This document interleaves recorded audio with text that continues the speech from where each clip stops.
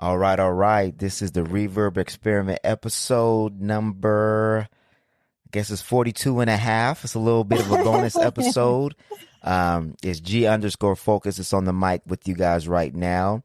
There is no Photo B, there is no Raggio, and there is no Steph.net. Just because we're doing this again as a featured bonus episode where we're going to have a one-on-one interview with a very special guest. I just want to thank everybody that has been listening, that has been supporting us. Apple Podcast, YouTube, Spotify, from all the different platforms. We definitely thank you guys. We have a brand new website that you guys can check at www.reverbexp.com. Please sign up for the mailing list. You can leave a review, please a 5-star review if you are supporting us, and please share, like, and subscribe because it does help out with the algorithm. So this is a very first thing for us. We don't usually do one-on-one interviews. We usually do it as an actual podcast. But again, because of a very special event that's going on this week, it is Black Children's Book Week, and some other drive times. We just wanted to highlight a Black author. So without further ado and getting directly into the episode, I want to introduce this very special guest that we have. She is a mother. She is an entrepreneur. She is an author. And she is the reason why we decided to feature her in this episode because of the book that just dropped on Sunday. So we want to welcome and give an applause for Annette McKinney. Give an applause real quick for her. Hey, everybody. Thank you so much, Reverb Experiment, for having me on and creating my 42.5 episode. It'll probably read as 43, but we're going to try to figure out how we're going to do it. But yeah, no, thank you for coming on. Again, this is a first thing for us. It may lead to more one-on-one interviews. So you are the first. So we want to, thank you for taking the time out. To be very transparent, we actually recorded an episode on Saturday, but because Photo B was in Houston, and because Annette, our guest, she's in Southern California, we tried a new software. It worked for a little bit. Yeah, I got to do the womp womp for this one. We failed miserably.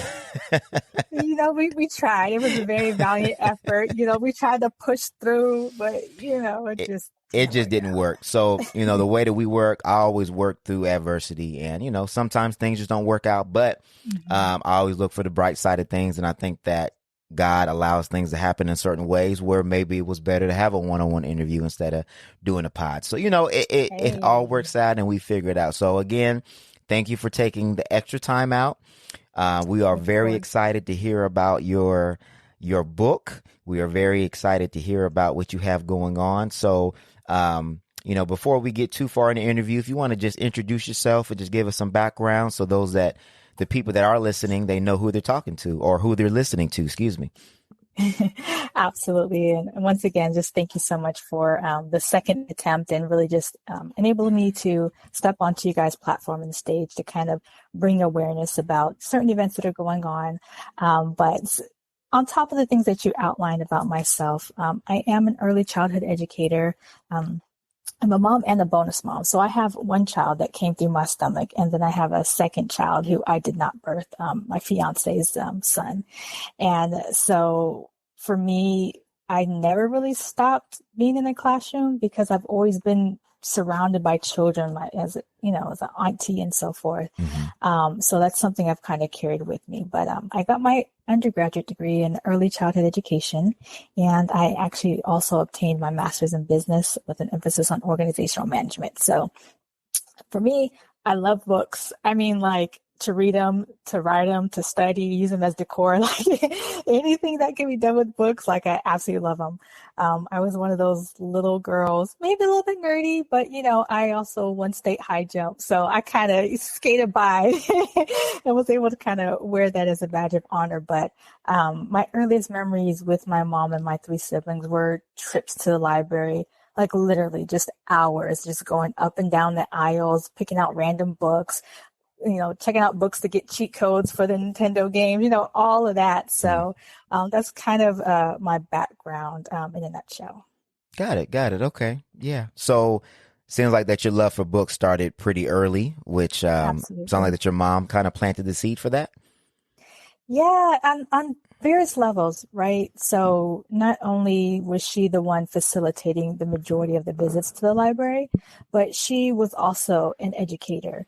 And so I have a lot of early fond memories of getting out of school, having our snack, doing our homework, eating dinner, and then afterwards really sitting down with my mom and helping her prepare lesson plans and activities for her class the next day. So I definitely understand the role that she played and really even just my, professional trajectory, because it was awesome being able to sit at the table with my mom and do those things and just kind of being able to have those conversations with her. And it really took me to be an adult to really reflect on that and be Hmm. like, oh wow, okay, that makes sense. But absolutely, between that and just always having books around the house. I don't know how your parents were, but my dad was one of those, you're not going to tell me I don't know, and if we didn't know something, we couldn't say I don't know. He would say, go look it up. Go look it up. If we didn't, Hmm. yeah, if we didn't know the word, if we didn't know what it meant, he would make us go look in a dictionary and report back. So, a combination of those different aspects of my early childhood definitely helped shape me and the avid reader and book lover that I am today. Got it. No, I think that's important because, I think it's important to cultivate free thinkers in your home, to not take what somebody else tells you as true.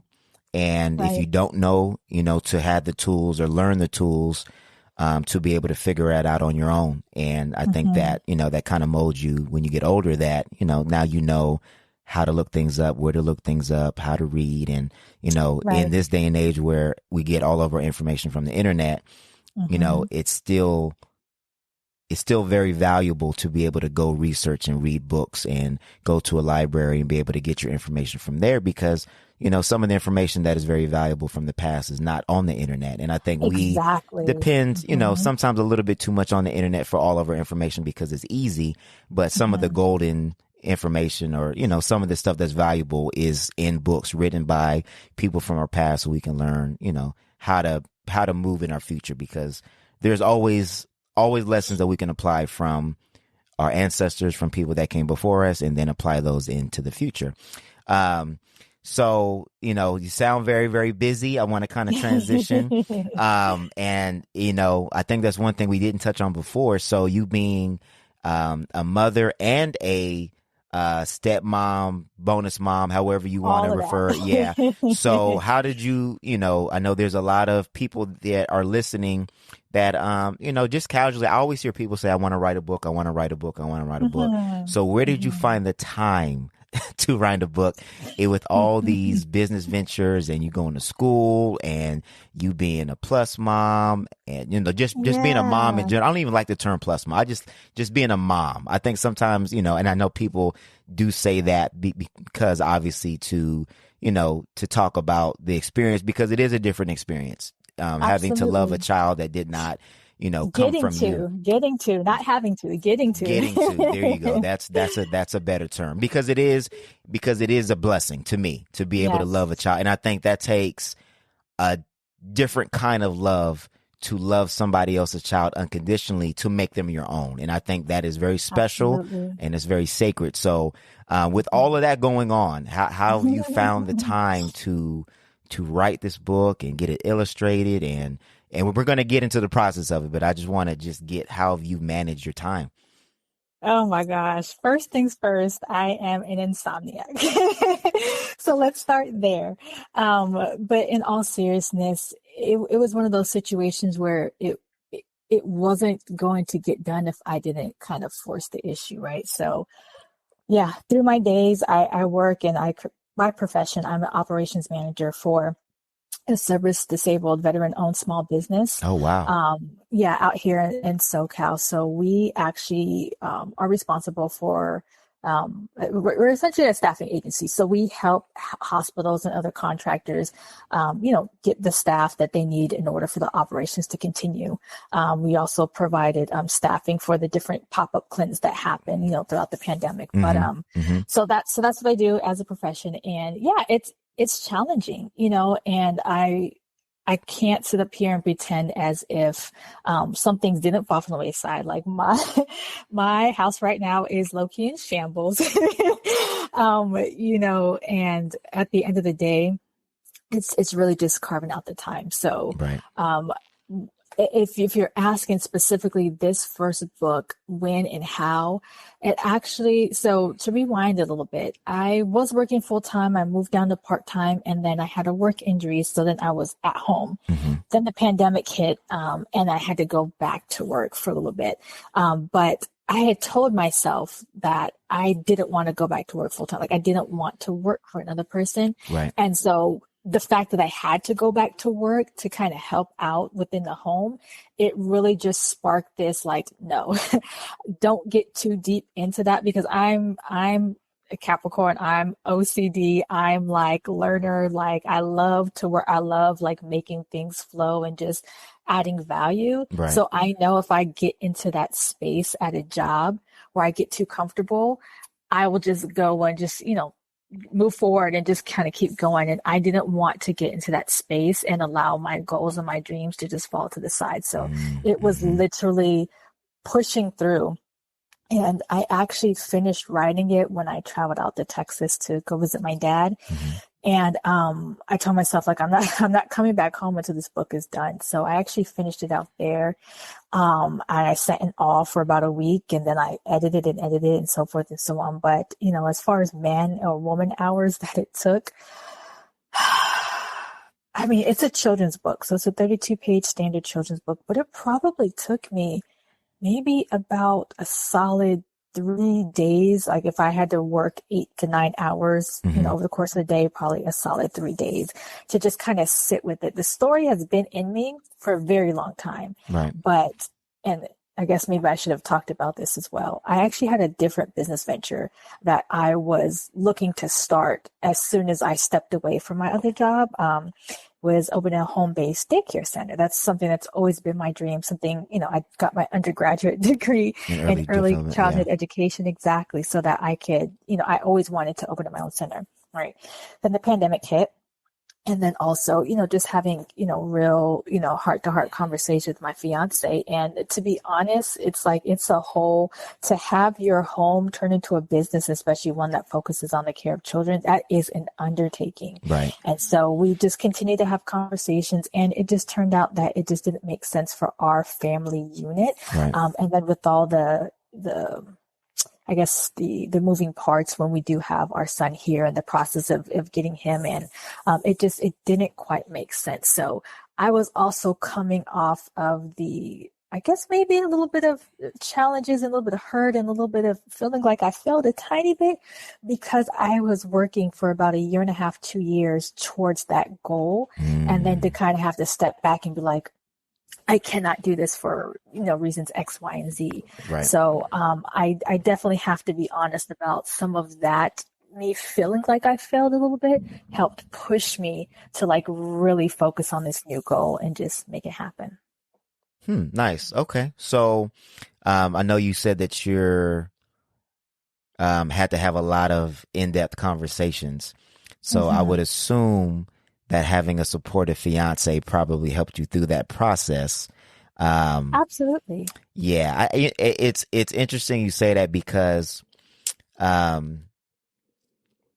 we've talked about that on the podcast, where the pandemic has kind of been a blessing and a curse, and that it has kind of spurred innovative thinking, or thinking outside of the box, or unconventional thinking, and that can definitely put a strain on your relationship, especially if you have been planning towards that goal that you were saying, as far as opening up the daycare, and then having to quickly change your perspective, or have to then get on to the next thing. So absolutely. Just briefly, like what was that process, or what was the kind of conversations you and your fiance head around the book and around just, these great ideas that you have, because there's a lot of people that will be like, hey, like, we got to make money. Like, I need you to go to work, instead of being like, hey, okay, like, because obviously in those things, Mm-hmm. it takes sacrifice, and it takes sacrifice from your Yeah. partner to pick up maybe Mm-hmm. some of the things that you aren't able to do, because obviously, Mm-hmm. doing those things does take focus. So what was Yeah. that process like, or what were some of the conversations that you guys had? Well, that's actually a really great question, and I'm not going to sit up here and be like, "Oh, it was great. He's 1000% supportive," and it just all like Right. there was a lot of I would dare to say like rough moments just in general. We relatively like young family at the time. My daughter had just turned what, two, Mm-hmm. 2.5, and there was also a lot of variables. Like we had literally just finished everything dealing with the custody, and we had to go through that whole process, Oh, and then the wow. pandemic. So there were so many moving parts, and so it wasn't easy. There was a lot of different conversations. So the conversations were about finances, and at the time we were also looking to move. So, Mm-hmm. trying to find a new spot, and then okay, well, I'm not working, which is fine. So then he was able to get a second job, but then the pandemic hit, and then he got let go a few months later, Oh, wow. which is what prompted me, because he has his level of education or post-secondary education isn't as he didn't go as far as I did. Sure. So the opportunities that are available to someone who has a master's degree and, so forth and so on, the options are more robust than somebody who maybe doesn't. Right. And so me just having to sit back and say, you know what, like swallow your pride. I know you said you don't want to work for anybody. Like you were so gung ho about this, like step back and like, what does the family need like right now? What's the greater Like good? Right. what Right. is the greater good, and how can I find a balance between not being selfish but also being selfish to make sure that I'm not carrying around any resentment for Mm. for any Mm-hmm. of these things, and if it's nobody else's fault, like really, just the way the cookie crumbled. And so a lot of soul searching, some of the conversations are really just, like finances, like, okay, how is this going to work? Like, okay, well, I need you to work. Okay, well, these are the things I'm doing. These are my goals. Well, what are your goals? And really just still trying to like learn each other. Like we've been together for about 9 years, Mm-hmm. but we've grown, we've changed, we've developed into, parents, co-parents, like friends, like deeper friends, and all these different, roles that we have individually and collectively. And so, Right. I just think in general too, once you kind of get to that space in your relationship, there is bound to be changes, bodily changes, attitudes and perspectives and what you want, in life. So, Right. Right. it was ground zero because everything around us, within us, and in our home was adjusting, and really we just had to strengthen our legs and resolve and just kind of roll with it, and I think that's probably the best I can describe it without getting into the nitty gritty. Yeah. Yeah. Absolutely. Yeah. No, I think those are all good points, and I think um just bringing that up is that a lot of times you may have personal goals that you may carry some resentment if you are sacrificing too much. And I think just having those upfront conversations with your partner are extremely important, because Yeah. obviously the household has to run and you have to pay your bills, but you don't want to feel like you were not able to accomplish things that may be on your heart. And you can do both. I think, Yeah. sometimes we kind of get in the 9 to 5 mind frame where we're just Hmm. going to work, getting up, going to work, getting up, going to work, and Right. we lose our passions, or, like I said, the things that are on our heart that we want to do. Right. And I think it's a beautiful song and dance where, for you guys, especially getting married or planning on getting married, I think that shows the resolve that you guys have. Mm. That shows the resilience that you guys have in your relationship, because obviously those conversations are not easy, especially during a pandemic. You're locked down, the Yep. money's tight, all those Yep. things could All of it. easily have caused a divorce, and not a divorce, but not furthering your guys's in you guys your guys' relationship. So, Yeah, I think that exactly. maybe that's a little bit of hope for maybe some of the couples that are listening, that you can work it out and just have to have the open conversation and just support each other. And it sounds like that, obviously he's not perfect, but sounds like that you have a very Right. supportive fiance, which is, Yes. which is what you guys want. And, so I just applaud that. I think that that's a very good point and very important point. Thank you. So to transition into your book, Yes. so obviously you guys had a lot going on. There was a lot of transitions, a lot of changes. So can you kind of just go in a little bit depth and discuss with us the process of writing your first book?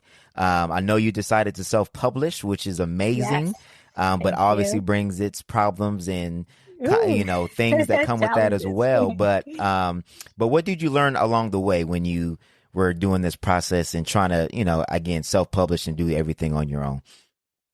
Well, thank you for that question, the two-pronged question. So I'll just start off with the first part. So a little bit more about the book.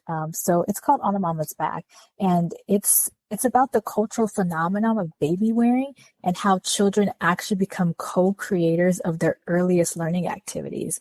And along with that, it seeks to bridge the continental divide, which shows the connection that we have as far as us still having that connection to cultural practices.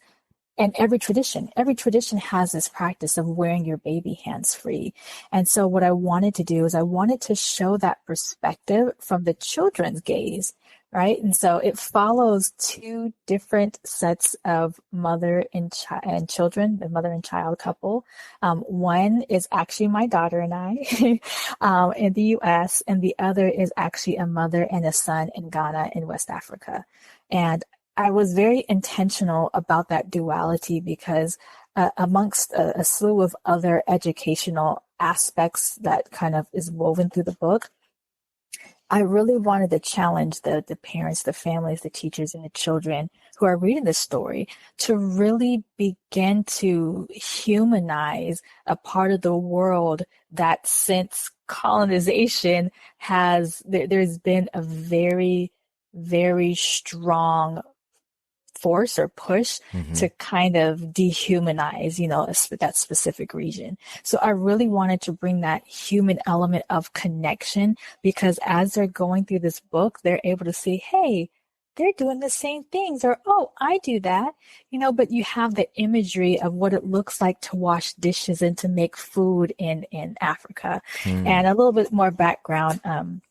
I actually took two trips to Africa. They each lasted about 3 months, and I didn't do the scenic, traveler's route. It was a repatriation, in a sense. I literally went and we lived in the bush. Like we went and had to go walk and get our water and boil our water and make our food from scratch, and Hmm. I had that experience, and I really wanted to, in small ways, infuse the book with some of that understanding and some of that humanity. And the other beautiful thing is, and I have to shout out my illustrator, Thawaishat Hasati, because she's a mother. She's a doula. She has 5 children of her own. She's also a bonus mother.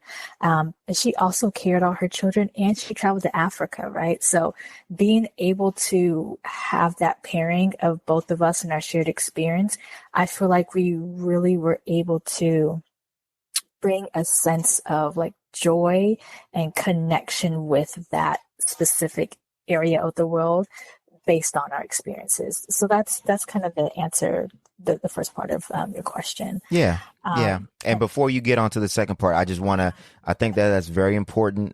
Me flipping through the book and me reading the book, I definitely see what you're saying because it was mm, very intentional. And I mhm, think as an artist myself, um, in music, it is very difficult to ask somebody else to mhm, bring out a feeling that you're trying to mhm, express. So I think it's kind of mhm. similar with your illustrator, where the fact that you guys have both been to Africa, fact that you guys both have, those similar viewpoints where you can tell her what you want to be in the book and she Right. can actually put it on the page to fit what your words are saying, I think is Right. huge, because you can ask somebody to draw something, but if they haven't seen it, if they haven't experienced it, if they haven't smelled it, if they haven't Right. felt it, then it's hard for them to replicate that. And that's a very difficult union, like to have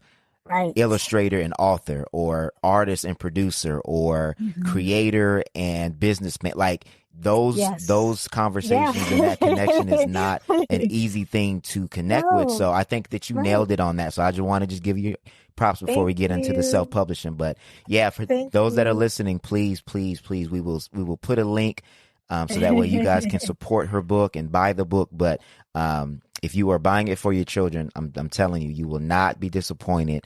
I am putting in my order tonight. I just had to wait for Yes. my check to come in, because sometimes the money be a little funny. But as soon as my check come in, I will be buying a book, ordering it directly from the website. So Gratitude. Appreciate that. mhm. And what you said, at the end, I want to touch on that before I transition to the self-publishing, because that's something that we talk about a lot. And I actually recorded an interview. I'm kind of slipping on, editing it so that I could upload it. But just right along the lines of what you're saying. So creatives are very, right brain. And, so she's a very right brain. Like she went to Russia, to school, to art school to go learn. Like, so she's very she is amazingly talented, and she's just very right brain creative. She sees things in pictures and in colors, and she was very intentional even about the color scheme. So she's brought so much to the book that wouldn't have ever been a consideration, because I'm so left brain. Like I'm like, okay, so this is the, due dates, and then this long. Okay, you said this is going to take this long. Okay, so now I, look into the future. So this is, 2 weeks for this, and then, so we come from opposite brain, functioning. And so we've talked about this many times, that we had to find that balance, because had we not, this project would have never gotten done. Right. But I think because of the nature of the story, and both of our connection with the story, with the characters, and a little fun tidbit. So my daughter and I, we are the, half of the main characters on the right side of the pages, but there is a full page spread in the middle of the book that shows the process of wrapping a baby on your back. That's actually her and her child. Oh, wow. So That's cool. so I wanted to kind of give her that ability to really be a part of the book, even more so. So anyways, so I just think that's very interesting that you mentioned that, because that was very much the case with us. But I think because we were able to figure that out, and she gave, and then, I lost, and then she lost, and, we were able to balance that out. Not everything looked the way I had initially thought it was going to look, and not everything ended up the way she initially thought. But what we created, I feel like is beautiful, and I wouldn't change it. Yeah, no, it was a beautiful, like I said, beautiful book. I loved from the front page to the end. So no, Oh, you guys thank you. both did an amazing job. Definitely, definitely, definitely, definitely. Awesome. And then, like I said, once I get those videos up, you'll see more about her process. But to transition back to the second part, as far as self-publishing, and I'll try to make this a little bit quicker, because I Sure. could talk about this for days. But I don't know how much everybody knows about really the publishing industry. I just self-published a book, and I only know about 5%, because it is a behemoth. But more or less, you have the big players. You have these big publishing houses. Think, Penguin House. Think, those type of big conglomerate. Right. And then you have, the smaller, quote unquote, mom and pop hybrid publishers that help attach you to editors and illustrators, and, help get you connected with printers. Right. And then you have folks like me who are just like, look, we're going to figure it out. And I am the publisher, the author, the editor. I'm the marketing team. I'm the editing team. I'm the promoter. I'm all of those hats except the book designer and the illustrator. But even then, I had to create my own contracts and do research and figure out what that looks like, and then reach out and, find those individuals. So it's a behemoth, because you literally are responsible for everything, not just the procedural and the execution, but the financial implications as Mm-hmm. well. Mm-hmm. So I knew it was going to be a lot, but there's a few reasons why I chose to self-publish. First and foremost, representation.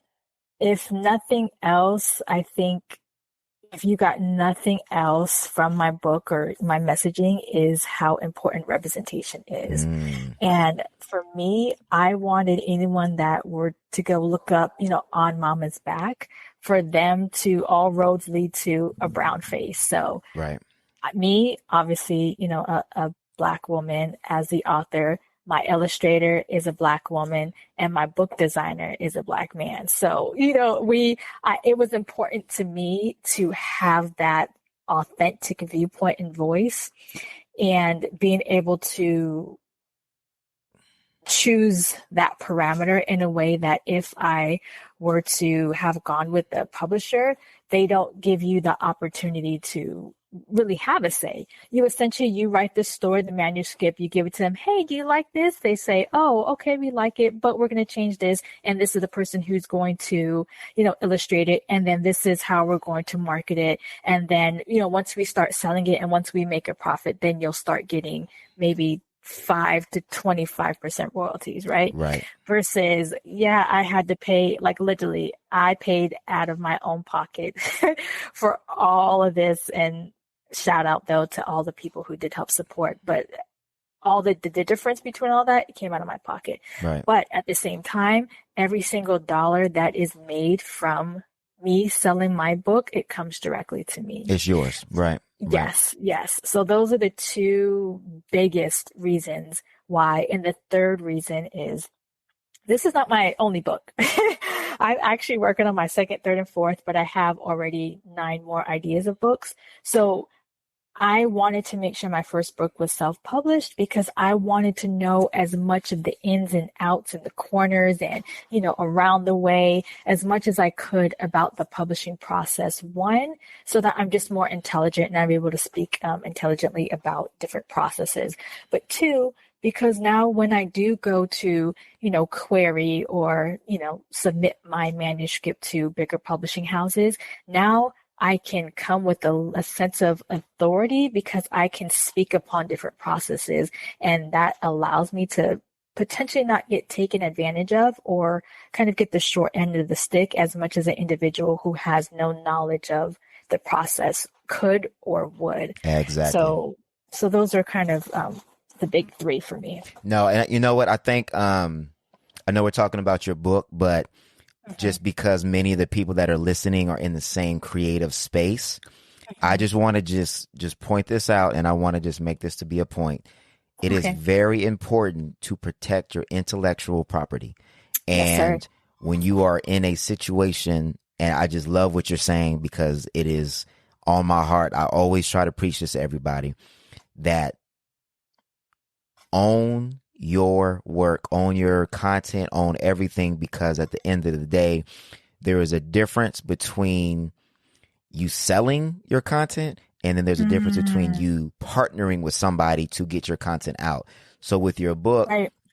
I think it's dope that you already know the process. So in the future, when you do your second, third, fourth, fifth, sixth, seventh, eighth book, like I think like what you were saying, when you get to these other publishing companies, you're not coming in with ignorance or with a lack of knowledge. You're coming in with knowing exactly what needs to be done and seeing if this is a good partnership. And I think for us as Black people, brown people, however you want to put it, we have to be better at knowing what we're doing so we can be partners instead of being slaves. Because sometimes, I know slave may be an extreme term, but a lot of times, but a lot of times you did all the work and then you're settling for, like you said, 5 or 10% royalty when the idea, the illustration, the words, the everything that the book is, like the heart of the book or the heart of your content, is coming from you. So how are you taking 5 or 10% and they're taking 90% when the reality of is, if it wasn't for you, there would be no book. So we have to just come with some leverage, and with some leverage, and the best leverage you can have is knowledge. And I Right. would rather own my content and maybe reach 50 people instead of selling my content and then reaching 1 million people, because at the end of the day, if I'm only getting 5% of that, they're making all that money is going to them. And I just think Right. that it's an easier route, but the route that is far less traveled is usually the one that is most enjoyable. So we have to just sometimes look at the bigger picture of things and not Right. always take the easy way, not always take the Right. way that most people are going to tell you. And then what's also dope about what you did, and I don't think a lot of, and I'm even learning this, I don't think a lot of creatives like understand this. Some of them Mm-hmm. do, and the ones that are really good do. Once you have gone through the process, Mm-hmm. then now you can help other people through the process. And if you Yes. want to Yes. monetize that, then you can.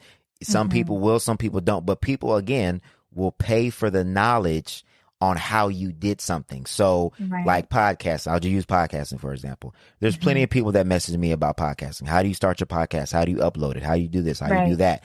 And because I am big on just creatives and I'm big on the community. Most of the Yeah. time, I'll give that information for free because I don't Right. mind giving you that information because it's not like I own it. But if Right. I ever wanted to get to the place of monetizing it, because I've been through it, I made the mistakes, I fell, I Mm. got up. Like Mhm. we just again had an issue on Saturday with the virtual stuff.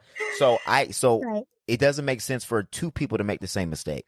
Right. Anybody else that may come to me and ask, hey, how do you record a virtual podcast? I would tell them the pros and the cons of the software that we try to use, and it didn't work. So I just love what you're saying, and I think the way that you did it, and I already told you this off air, but I'm gonna tell you this on air. I think the way you did it is like picture perfect because you Thank have you. to know the ins and outs about your business. And I used to be Mhm. a sales manager, and that was always my mantra. Like I used to always get Mm. quizzed on like what is your metrics, what are your business, what are your quarterly Mm. results, what are your yearly results, and I had to know all of Mm. it because in order for me to run my business properly, I needed to know my business in and out. And as an Absolutely. author or as an owner, you know your business in and out because you've done step from A through Z all on your own. So I just think that's dope. Right. I think it's dope, And and that sets you up for the yeah, future for if you do want to self-publish or if you wanted to partner up with a different person or different publisher, excuse exactly. me. And what, and what my goal was, obviously the first one is going to be self-published. And I wanted to try a hybrid publisher and I wanted to also try a traditional publisher, which obviously the traditional publisher is not guaranteed. The querying process is a beast. Right. And again, what that is like you just sending out your manuscript to different editors, hoping you'll get a response, you'll get a feedback, you'll get, something. Right. But it is nerve wracking. But my goal is to hopefully publish in all three different ways. And then after I'm able to evaluate the process, okay, as far as my time, because that's another side of the coin. So I definitely support everything I said and what you just said, but I will also say that sometimes not everyone has the ability or the Exactly. finances Mm-hmm. or the desire to do the marketing and to be up and then packaging orders and doing all the stuff that I'm doing, until 1 o'clock in the morning. Right. And Right. so it makes sense for them to go to a publishing house. And so I definitely want to try all of those different ways and just kind of see what works. And maybe I'll do a couple this way, a couple that way. I'm for sure going to do a few more self-publishing Mm-hmm. as well. But just for me, being able to kind of see the process all the way through from different vantage points. If you can't tell, I love that in life, the different vantage points, Mm-hmm. kind of jumping Mm-hmm. back to the book. To be able to get a better picture, if you talk about, different creatives and, photography, photo B, I'm pretty sure he'll tell you, having one camera versus having three different cameras positioned in different, areas, you're going to get a better view and a better understanding about whatever it is, whatever is the subject. And so that's my goal. It's lofty. I would like to publish at least 2 more books this year and then publish 5 books next year. Like those are my goals Right. and we'll see what happens. No, yeah, I think, yeah, again, I think, and I think that you make a good point that obviously not every avenue is for not everybody. Because some people Right. may, again, they work, they may have a full-time job where they're not able to, again, do everything, package everything, pre-orders, website. So they may need, but again, still, I would still encourage to partner. Know as Mm-hmm. much as you can, learn as much as you Yes. can, read as much as you Yes. can. So that way, Yes. again, when you're going into these conversations, that at least you have leverage, some type of leverage where you're not going in without any information at all. And I think that's Yeah, the exactly. point, because you're going to partner at some point in time, but when you're partnering without any knowledge, then you can get That robbed part. blind. Yeah, That part. You don't want to leave it up to somebody because you don't know. right. You're leaving it up to someone because either you're unable to for A, B, C, D, E, F, G reason, or because you don't want to. Correct. But you know the process so that you can properly guide and direct according to the needs of yourself and your business. So Exactly. absolutely not. There's one other thing I did want to say. If we're talking about just dropping, gems and helping folks out. So, Hmm. it's not even, sometimes it's not even just enough to just, okay, I'm an author, I publish, my name's on it.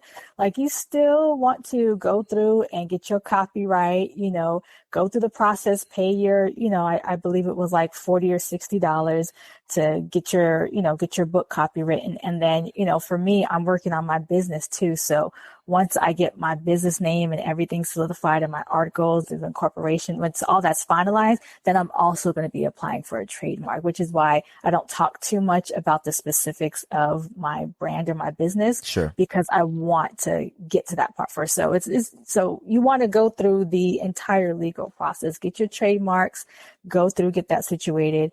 That protects your brand, and then go through and get your copyright, and that protects your product. So, There you I'm go. just waiting on my copyright in the mail, just waiting for that bad boy to come in. But my material is copywritten from the moment that I applied. So No, yeah, good information. I think that is the problem that most creatives have, is they do not like doing the business side.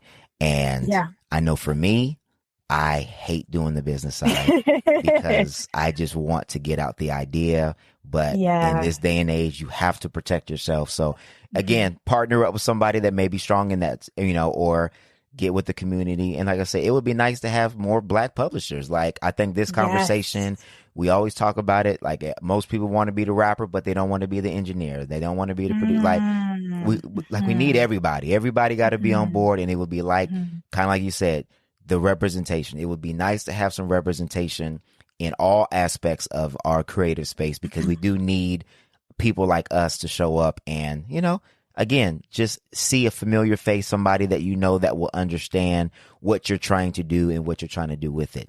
That's actually a great segue though, right? Because you're talking about really that representation Hmm. across the whole life cycle, essentially, of a book, from idea to bookshelf. Right. And so that's a great time to really just talk about what's going on this week. So Yes. first and foremost, what I will say is, even me starting this process of being an author, I have tapped into so many networks that I didn't even know existed. So many networks of Black authors, of Black publishing houses, Black publishers, Black illustrator. Like, I just didn't know it existed, because unfortunately it's not in the mainstream. You gotta search for it. It's not just up in your face You, like you these have to other, look for it. Absolutely. other Hmm. places that have the funds and the years, backing them. So what I will say is, going through this process, I have discovered a lot. And one of the things that I literally just stumbled on,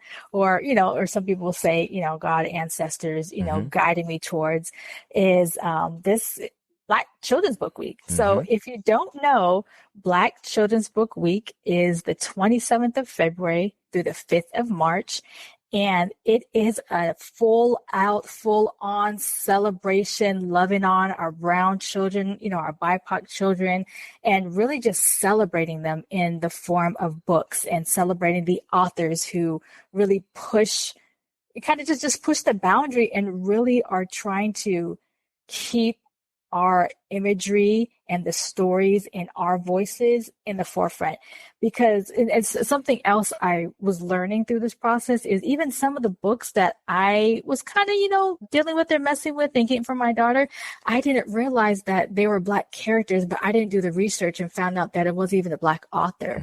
And for me, so there's this is a deeper and wider conversation, but I am of the general opinion that it makes the most sense for the stories about specific people to be told by those people. Oh, absolutely. Because then you get into situations where it could look a little blackfacious, and as if you are capitalizing still off of imagery and culture that doesn't belong to you, that you don't understand, and you didn't even go to the depths to truly understand what it is you're presenting to the world before you sought to make money off of it. So what I will say is that this week, especially, we really are pushing hard. And when I say we, there's literally an international celebration going on for Black Children's Book Week. And so the founder, Veronica Chapman, shout out, because she has been working tirelessly, not just for this event, but she actually also has this platform called Black Baby Books that she's been doing for a minute, where she has been a curator of sorts of Black books that represent us.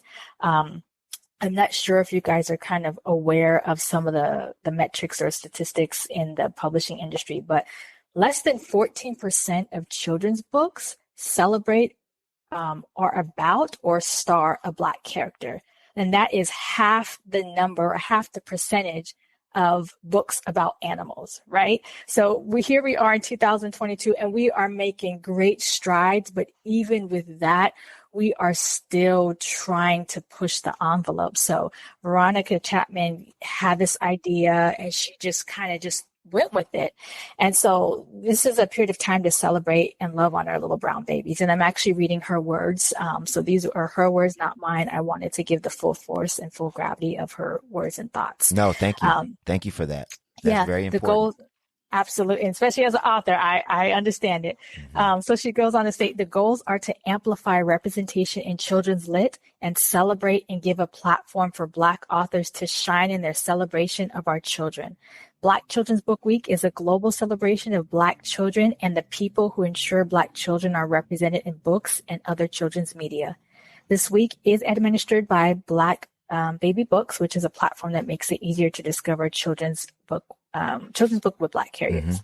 And something else I wanted to bring to the forefront is if you go to blackchildrensbookweek.org, and there's a whole bunch of links. There's one link that literally has, I want to say it's probably up to like 60 or 80 events happening worldwide over this event, virtual, in-person, book readings, insight about the publishing process, author round talk and round tables. There's so many things going on. But then there's also another section, and it's the shoppable virtual museum. So it is this cute virtual space that just amplifies different Black children's books and the sponsors behind the program, which I'm actually sponsored to, other artists and illustrators and book designers and publishers and authors alike. There's so many different people supporting it, and you can actually shop directly through that museum. So you can go and look at the different books, click on a link, and it'll be directed to people's pages. Nice. So if you see a book, you're like, oh, that looks interesting, click on it, and then you'll be directed to their site to get some more information. So I just think it's an amazing opportunity. This is actually the inaugural year. So this is the first year that we're celebrating. That's dope. So going back to the timing, just kind of falling into this, it's been a really beautiful thing, because the ability for us to really focus on books that look like us, to increase our children's self-esteem and sense of pride and sense of curiosity about, their deeper culture and their identity. Oh my gosh. Identity. Yes. And and enable them to start asking questions, because the more questions the children ask, the more information that we have to understand where they're at and the types of information that they're ready to begin grappling with, right? Because, for example, my daughter, so she's 5, she started reading when she was 3.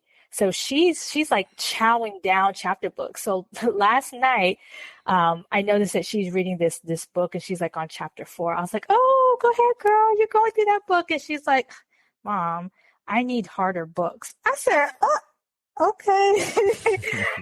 Say less. So, I think it's very important to really have these books available, because it creates conversations that might not have happened otherwise, or would have been delayed 5, 6, 7, 8, 9, 10 years, that could have been begun today, and, putting that foundation down so that when they do get older, they're able to have intelligent conversations about the state of affairs around them and their place in the world. Right. I think all those are such important points, because I mean, I know we have the tablets, we have the phones and whatever, but like reading a book can like almost be like traveling without traveling. Like you can envision, or it just helps with your imagination. So, it is. And I'm not down in the tablets. I know that my son, I got a 2.5-year-old, so sometimes he's watching videos or whatever on tablet, but I always try to go back to a book. Like, okay, hey, let's sit down and let's read, because there's so many benefits that's a whole nother podcast, so we can probably talk about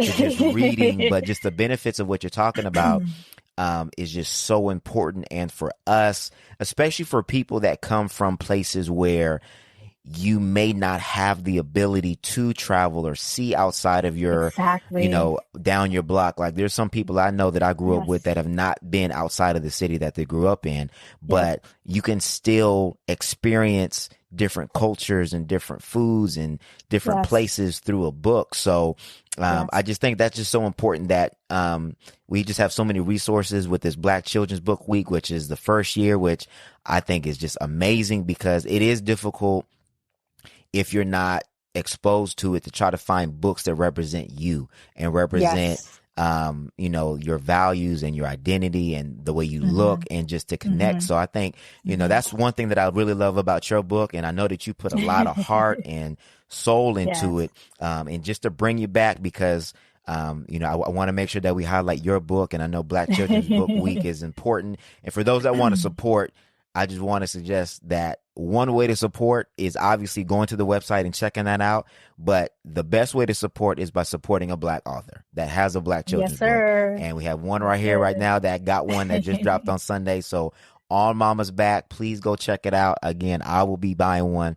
But I want to just ask you this question, because again, I know you put your heart and your soul into it. And we just talked about what you can get from a book. So when you wrote this book and when you illustrated it and all that, what are 3 things that you would want your readers, your parents and the kids, when they're reading it, what are 3 things that you would want them to take away from the book? Man, that is, that is a wonderful question.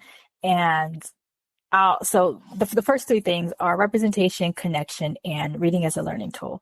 And I know throughout this interview, we've really talked about representation. And to take it just a slight step further,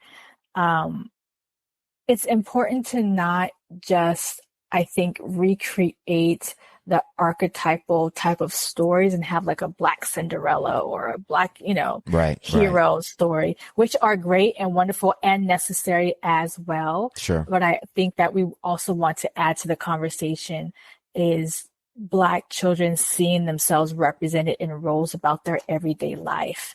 And I think that was one of the things that was important to me too, is enabling them to connect with the story and connect with the information, because not only do they look like them, but it's an everyday sort of story and they can really see themselves in that place. So that representation is definitely key.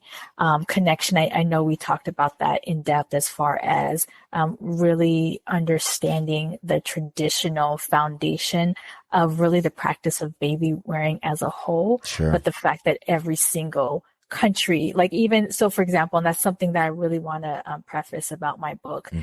I only list several countries in my book. That's not to say those are the only ones. And even within those countries, there are multiple ways of wearing it and multiple cloths and multiple. So I just want to be clear that this is definitely not an end all be all. Especially if you are coming from one of the cultures that's represented and the name of the baby wearing technique is different from what you experience. That is beautiful. I would love for you to share details, tag me in it, school me on, the more in-depth aspects of the culture that not being a part of that culture, I'm not as well versed in. So I also want to make it clear that I'm not positioning myself as an expert of all things baby wearing, more so an avid appreciator and one who wore her child and respects and adores the underlying idea of baby wearing. Yeah, but I think what you're just saying, that's a way for different cultures to connect. That's a different way for you to, you know what I mean? And I think, and I'm not too sure if we made this clear earlier in the episode, but I know that, you kind of schooled me on this to the different cultures and the different names or whatever, but the essence of baby wearing is basically carrying your baby on your back, correct? With like a what kind of device, like a scarf or some type of, I know obviously in the US we have like those harnesses, but obviously there's different ways you can do it. So I don't know if we said that earlier. And no, not this one. This was the other interview. Okay, see, and I'm getting kind of confused. So I just want to make sure, because some people might be like, what is baby wearing? Like, you guys keep saying, what is baby wearing? So I'm gonna let you, because I'm not an expert either. So I know that was a very prevalent theme throughout your book. So I just want to make sure that we do define it, that we explain it, so that way people aren't like, what is that? So, okay. Absolutely. Yeah, absolutely. So baby wearing in a general sense, that is a way for, and I'll just say a primary caregiver to carry their child or a child hands-free. So that can be carrying in front of you, have the ergo babies, carrying in the sling on the side, on the back, on the shoulders. You also have like a cradle board. There's also some Native American, some like Inuit Alaskan that have a special type of jacket to where the baby actually sits up in the jacket, and they actually utilize the same hat that you utilize. So it's really just a way for people to be able to keep their child close, because something that, kind of tapping into my early childhood education roots, like as a product of, evolution, the child, there's like this instinctual desire to be close to the primary caregiver or the caregiver. Right. And that's for a multitude of reasons. One, because it's that natural survival mechanism. So they are born with this innate sense to want to be close. But then to add to that, you think about when you have a baby in your room, it is cozy, especially once you hit that 9-month mark. It's getting real tight in there. Mm-hmm. They're all curled up. It's nice and warm. There's, the temperature is perfect. They don't have to worry about feeding themselves. The light is very, very low. They can hear, but it's muffled. It's not too loud. And so they have that sense of comfort. They understand the mom's breathing pattern. They understand the mom's, heart rhythms and, recognize the voice and so forth. And so you think about the process of birthing a child, mm-hmm. It's a lot for the mother and for the child. Some women, they have a, 20-minute births, which, I wish. Right. Some of us, there's 36 hours, 48 hours. Right, but then it's not just the mom, it's the child. Like, can you imagine being squeezed through something for hours on end?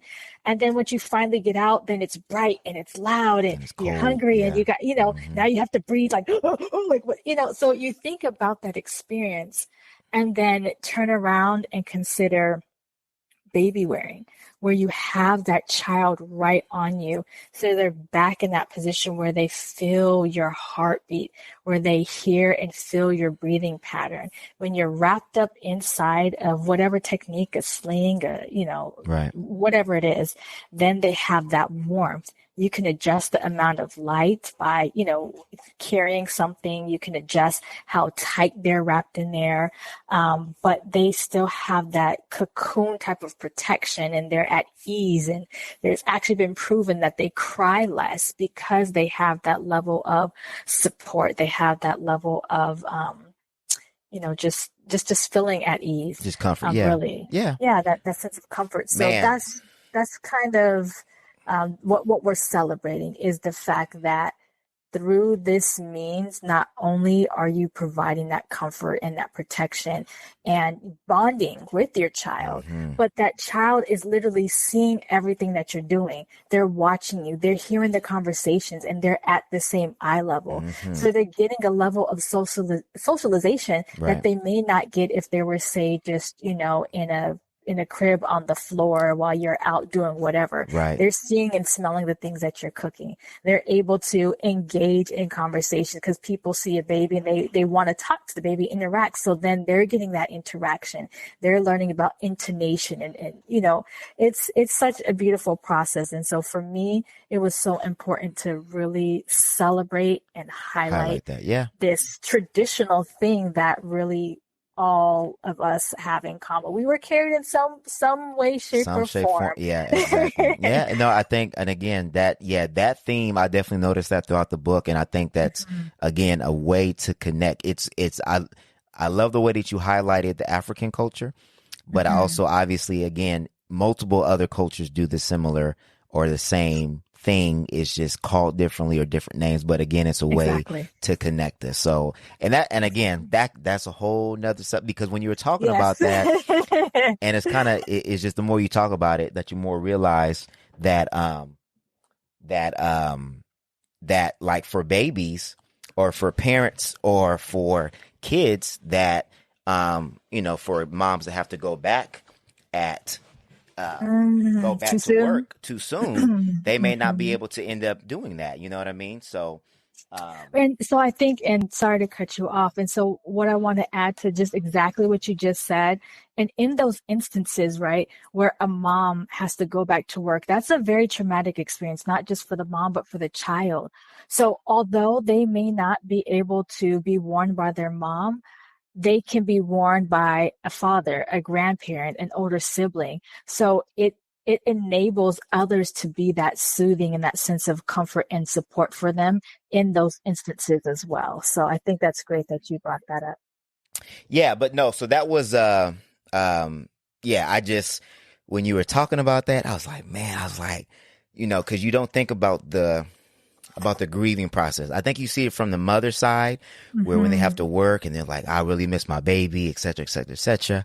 But you don't think about it from the child side, that they don't get that warmth. I mean, obviously they may have a caregiver, but obviously it wasn't the primary caregiver as far as who carried the child from birth or not from birth, but from the beginning all the way through birth. So absolutely. But and then go ahead. I'm sorry. Yeah, no, I was just going to add to that.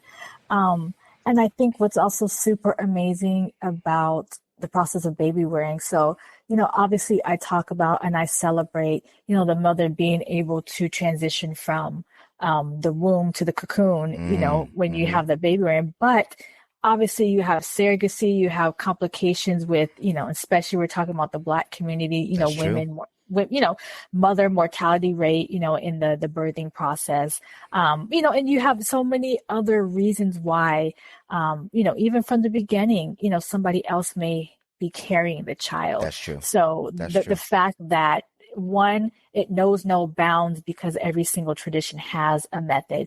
Two, it knows no bounds because just about anyone, I don't know how many of the listeners have been to Africa, but you have the older siblings who are 3-4 years old with the baby on their back.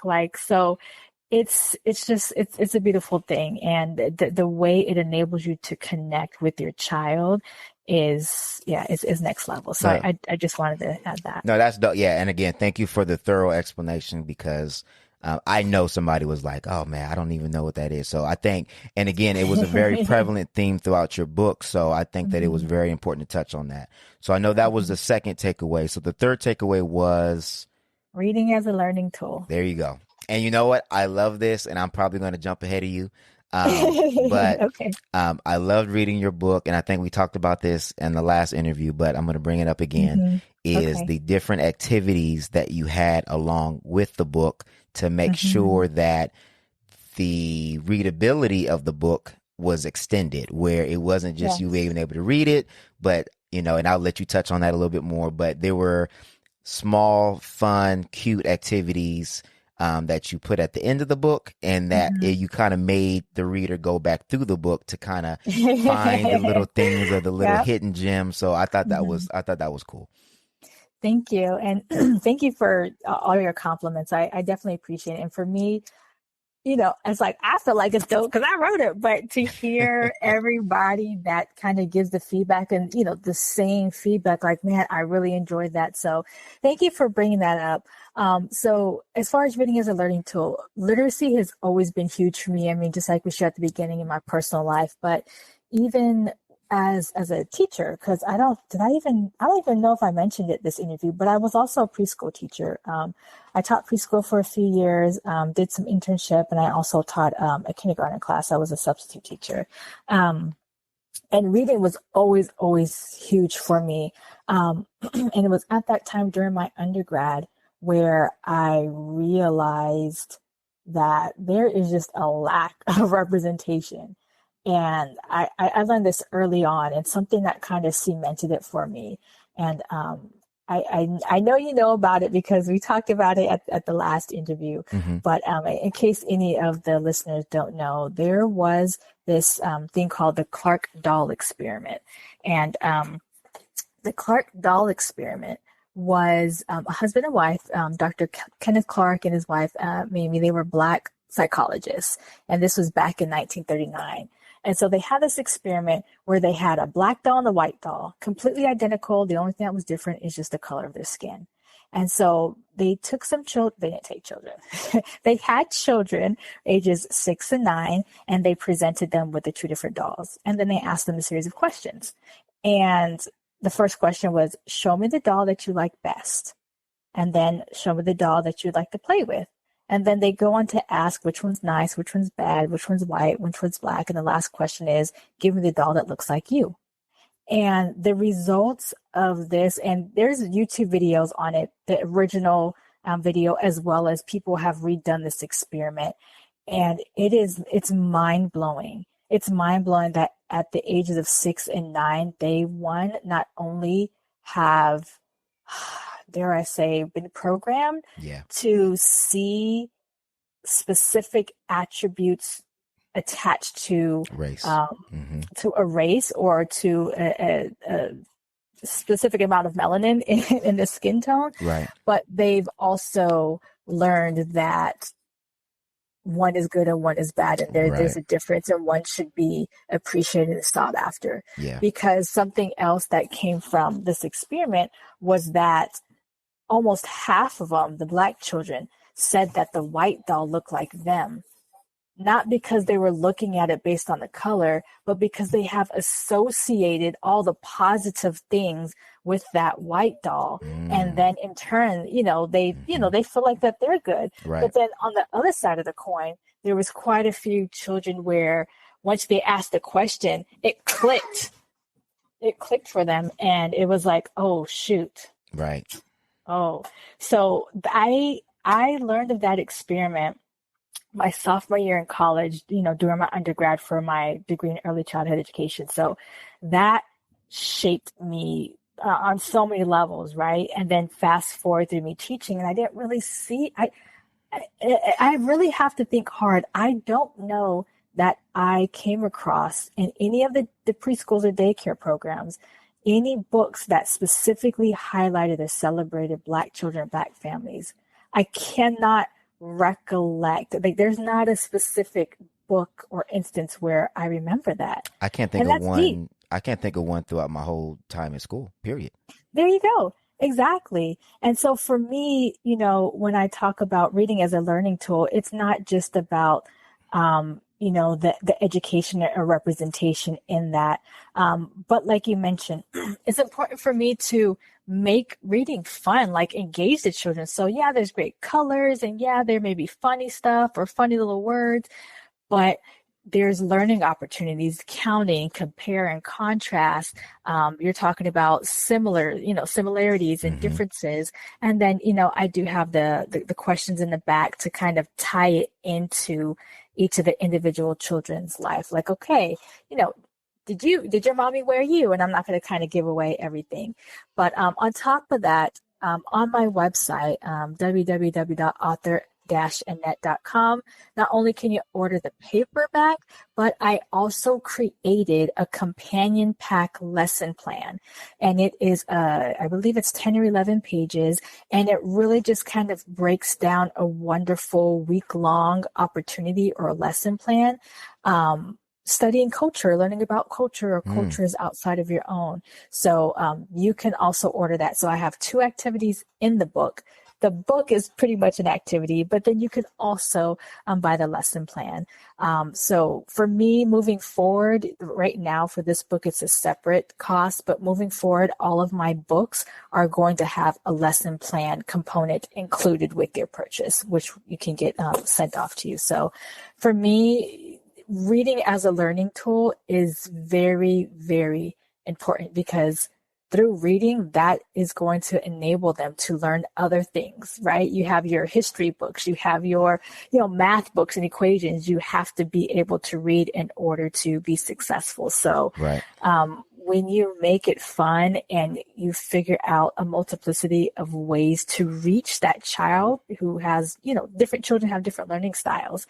So when you try to reach as many of those different ways of learning, I think you have a better opportunity to be successful and to connect with more children and families, especially if you're creating the space to have certain conversations that otherwise wouldn't have been had, Right. or the context would have been missing when they're attempting to have those conversations, it is a very integral aspect of certain big conversations. It's all about the context. And so I created this as a tool for that contextual element to have conversations about, culture and about connection and about really just understanding of the world around you. Right. Right. Well, I'm going to give you a round of applause after that. That was a great, great answer, great interview.